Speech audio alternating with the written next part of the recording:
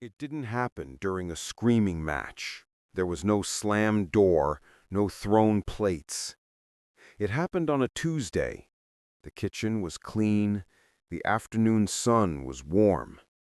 My child looked me in the eyes, their voice perfectly calm, almost casual, and said, "You know, every single one of my problems, every single thing I hate about my life, it all leads back to you." The silence that followed was heavier than any shout. In that moment, something inside me didn't just break, it, it evaporated. The person I had been for 30 years, the mother, simply ceased to exist. I nodded. I picked up my keys. I walked out the door, and I never looked back. This is not a story about a single dramatic fight. This is a story about a war of attrition, a story about the slow, corrosive power of words. We are living in an unspoken epidemic, an epidemic of fractured relationships between parents and their adult children. We talk about the generation gap. We talk about different values, but we are failing to name the real disease: toxic communication. This is not about the normal, healthy frustrations of family life. This is not about an adult child setting firm, necessary boundaries. This is about the use of language as a weapon that doesn't leave bruises, but shatters the very foundation of a person's identity. I began to look for my story in others, and I found it everywhere. In quiet confessions over coffee, in desperate forum posts at 3 a.m. The same weapons, the same wounds, just different words. It turns out there is a pattern, a playbook of toxic phrases that adult children use, consciously or not, to control, to wound, and to shift the entire burden of their adult lives onto the people who raised them. Today, we are not just listing them, we are putting them under a microscope. We are going to explore the 7 toxic things adult children say and the profound, devastating psychological damage they inflict. This is not for entertainment. This is for validation, for understanding, and perhaps for survival. Chapter 1: The Ultimate Guilt Trip. If you don't do this, you will never see your grandchildren again. Let us begin with the nuclear option, the weapon of last resort, which, terrifyingly, is now often the first resort, the leveraging of grandchildren. The phrase might be, "If you don't give us the down payment for the house, we can't be sure we'll have time to visit." Or, "If you keep questioning my parenting, I'll just have to keep the kids away to protect them." The delivery is often cold, pragmatic. It's presented not as a threat, but as a simple, logical consequence. And in this, it is the perfect psychological trap. Why is this phrase so uniquely destructive? Because it doesn't just attack the parent. It hijacks the most primal biological imperative a human being can have, the drive to connect with their own lineage. A parent's love for their child is complex. It's mingled with duty, with memory, with past conflicts. But a grandparent's love, it is often described as pure.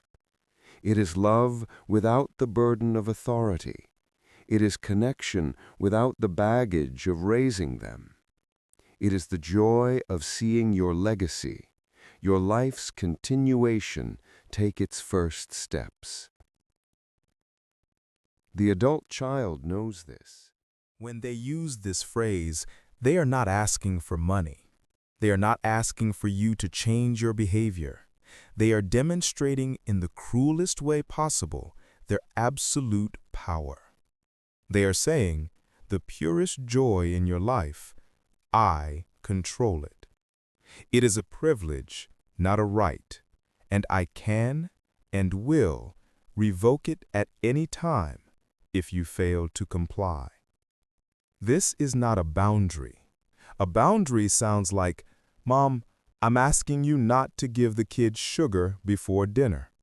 If you continue to, we will have to stop having dinner at your house. That is clear, protective, and about the action. The toxic phrase is about obedience. The damage is instantaneous. It severs the relationship and replaces it with a hostage negotiation. The parent is no longer a mother or a father. They are a potential kidnapper. Every interaction is now tainted. Every phone call, every visit is now performed under duress. The parent must now choose. Do I betray my own financial security, my own dignity, my own values, just to get a few more moments with my grandchild? Or do I hold my ground and live with the crushing, agonizing silence of their absence? It is a form of emotional extortion so profound that it often triggers a genuine trauma response. The parent is left in a state of constant low-grade terror. They begin to walk on eggshells, silencing their own personality, their own wisdom, their own needs, just to avoid triggering the doomsday switch. The relationship, as it was, is over. It is now a contract, and the terms are subject to change, without notice, at the whim of the person holding all the power. Chapter 2.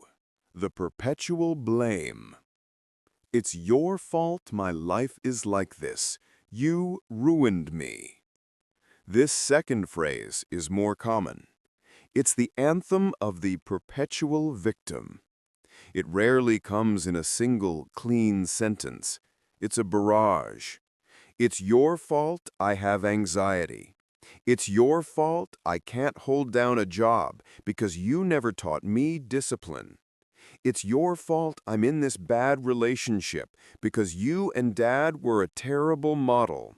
You ruined me. This is the psychological offloading of all adult responsibility. To be human is to be flawed, and to be a parent is to be flawed in front of an audience. Every parent makes mistakes, some small, some grievous. Every parent leaves some kind of mark, some wound, some inadequacy in their child. That is the unavoidable, tragic, beautiful burden of raising another human. Healthy adulthood is the process of recognizing those wounds, taking ownership of them, and choosing to heal them. It is the long, difficult journey of separating from your parents and becoming your own person. It is the realization that at some point, be it 25, 30, or 40, you and you alone are responsible for your choices, your happiness, and your life. The adult child who wields perpetual blame refuses this journey. They are stuck. They are frozen in adolescence, in a state of psychological undevelopment. But they are trapped in an adult's body, with an adult's problems. The cognitive dissonance is unbearable. The fact that they are the common denominator in their own failures is a truth too painful to accept. So they construct a narrative, a simple, clean, elegant narrative. I am not responsible, they are. Every bad decision, every lost job, every failed relationship is meticulously cataloged and traced back to a single source, the parent. When the adult child says, "You ruined me," they are not seeking understanding. They are not opening a dialogue for healing. They are issuing a life sentence. They are casting you, the parent, as the permanent villain in their life story. The effect on the parent is one of profound paralysis. How can you defend yourself against a lifetime of accusations? How can you argue against their feelings? You can't. You are trapped in a courtroom where you are the only one on trial.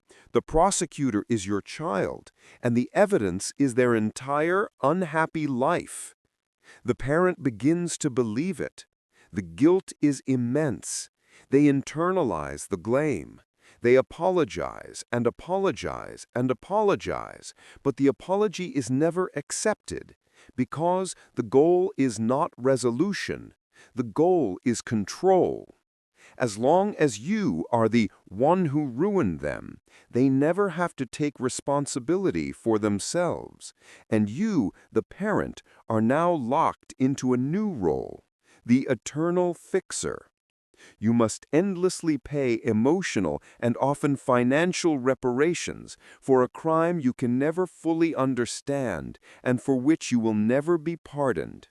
It is a life sentence of guilt. Chapter 3.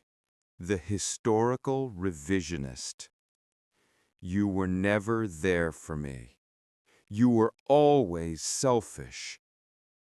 This phrase is perhaps the most surreal, the most disorienting. It is the weaponization of memory. The historical revisionist child uses absolute, weaponized words. Never. Always. You never supported my dreams. You always loved my sister more. We never had a happy Christmas. You were always selfish. To the parent, this is a form of madness. The parent remembers. They remember driving to endless soccer practices. They remember staying up all night to help with a science project. They remembered the Christmas that they went into debt to buy that one perfect gift. They remember the thousands of small, invisible sacrifices, the bitten-back words, the exhaustion, the love. They remember their failures, too, the yelled words, the missed games, the moments of selfishness. They remember the messy, imperfect, human tapestry of a shared life. But the historical revisionist is not interested in that tapestry. They have taken a pair of scissors and cut out every single thread of light. They are presenting you with a new history, woven only from darkness. Why do they do this? Often, it is to justify a present-day action. They may be cutting you off or making an outrageous demand. And to do so, they must construct a new past that makes their current behavior seem not just reasonable, but justified. They cannot live with the ambiguity of, my parents did their best, but I am choosing to hurt them. They must believe my parents were monsters, and I am simply protecting myself. This is a profound psychological defense mechanism. They are retroactively justifying their current anger. This is a core component of gaslighting, which we will discuss next, but it deserves its own chapter because of its specific target, your shared past. The parent is left feeling like they are losing their mind. They literally begin to doubt their own memories. Did I imagine that? Was I a monster? Was none of the good stuff real? The child is, in essence, telling the parent, your version of our life is a lie. Your memories are worthless. The only history that matters is my version. And in my version, you are the villain. This is so devastating because it doesn't just poison the present. It doesn't just hold the future hostage. It reaches back in time and murders the past. It takes away the one thing a parent often holds on to, the simple human memories of raising their child. It invalidates their entire life's work. You are left with nothing, not the past, not the present, and not the future. You are an unperson, a ghost in a history that has been rewritten to exclude all of your light. Chapter 4. The Gaslight. That never happened. You're crazy. You're just too sensitive. The term gaslighting comes from a 1944 film where a husband systematically manipulates his wife into believing she is going insane. In a family dynamic, it is the denial of a lived reality. It is the most insidious, the most violating of all verbal toxins because its goal is not just to hurt you. Its goal is to make you believe that you deserve to be hurt because your perception of the world is fundamentally broken. The historical revisionist in Chapter 3 rewrites the distant past. The gaslighter denies the immediate present. You say, "It really hurt my feelings when you called me useless just now." They respond, "I never said that." You, you just said it 10 seconds ago. They, "Wow, you're really hearing things. I said you were fussing. You're being crazy." Or they deflect, "Why are you always so sensitive? I was just joking. God, you can't take a joke? You're the one with the problem." The attack happens in two stages. First, the verbal offense. Second, the denial that the offense ever occurred and the implication that your reaction to the non-existent offense is the real problem. You are left spinning, confused, and filled with self-doubt. They are teaching you, training you like a behavioral experiment. They are teaching you that your feelings are invalid. They are teaching you that your memory is unreliable. They are teaching you that your perception of reality is wrong. The ultimate goal of the gaslighter is to create an environment where only their reality is allowed to exist. Parents are uniquely vulnerable to this. A parent's identity is built on a foundation of competence and stability. We are the same ones, the adults in the room. When a child begins to systematically dismantle that sanity, the parent's entire world tilts. Am I going crazy? Am I too sensitive? Am I remembering it wrong? Once that self-doubt takes root, the gaslighter has won. Because now they can do anything to you. They can be cruel, disrespectful, or abusive, and then simply deny it or blame your sensitivity for the misunderstanding. You will be the one to apologize. You will apologize for your reaction to their abuse. This is how a parent becomes a shell of themselves. They learn to stop trusting their own instincts. They learn that fighting back is pointless because the very ground they stand on, the ground of what just happened, is constantly shifting beneath them. It is a form of psychological torture that leaves the parent isolated, confused, and utterly, terrifyingly alone in their own mind. It is a life sentence of guilt. Chapter 5. The Financial Weapon. You owe me, or after all I've done for you? Money is never just about money. In families, it is a symbol. It is a symbol of love, of security, of power. and of obligation.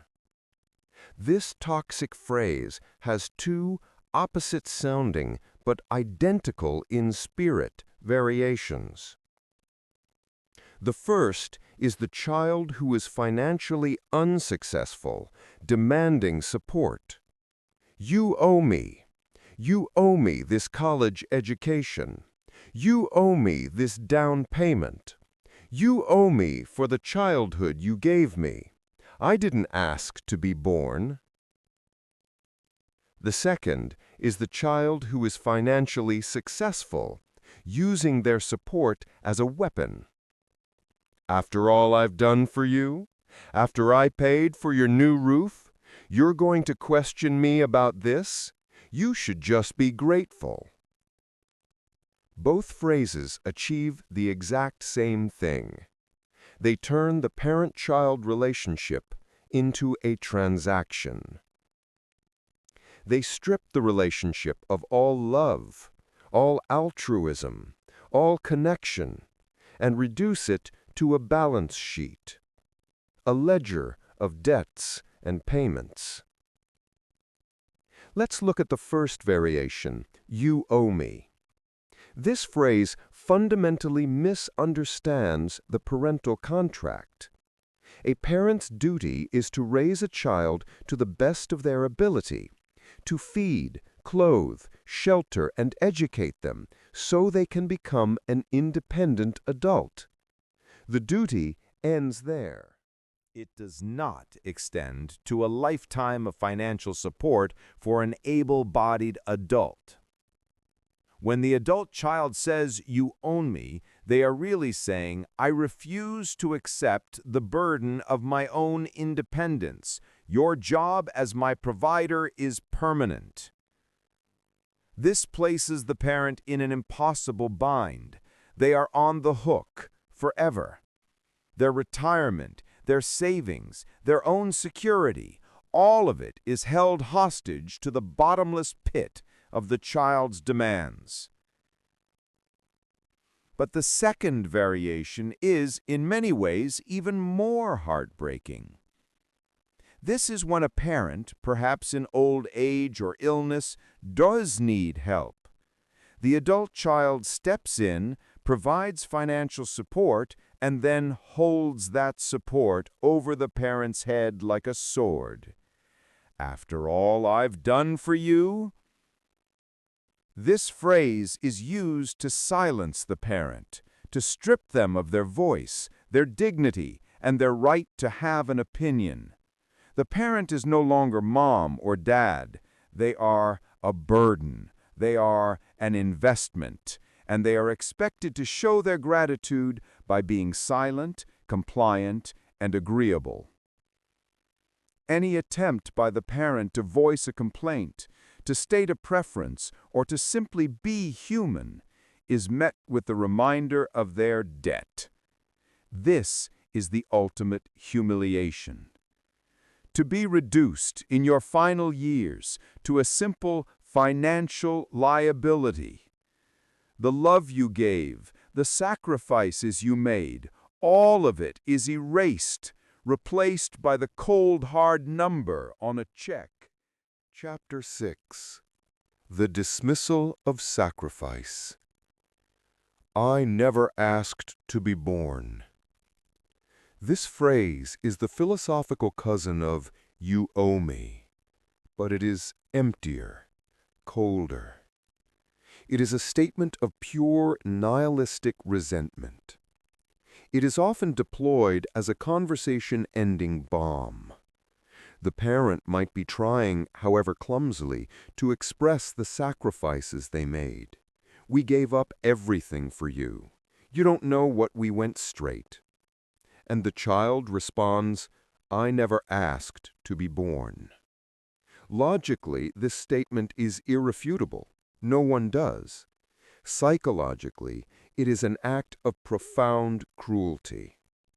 Its purpose is to instantly and completely invalidate a parent's entire life's work. It is a way of saying, all of your sacrifices, your sleepless nights, your financial worries, your labor, your pain, your joy, all of it was a you problem. It was your choice. It has nothing to do with me. Therefore, I owe you nothing. No gratitude, no empathy, no acknowledgement. It is the ultimate get-out-of-jail-free card for any and all filial obligation. It severs the invisible, thousand-year-old social contract between generations. This phrase is born from a deep, adolescent-level solipsism.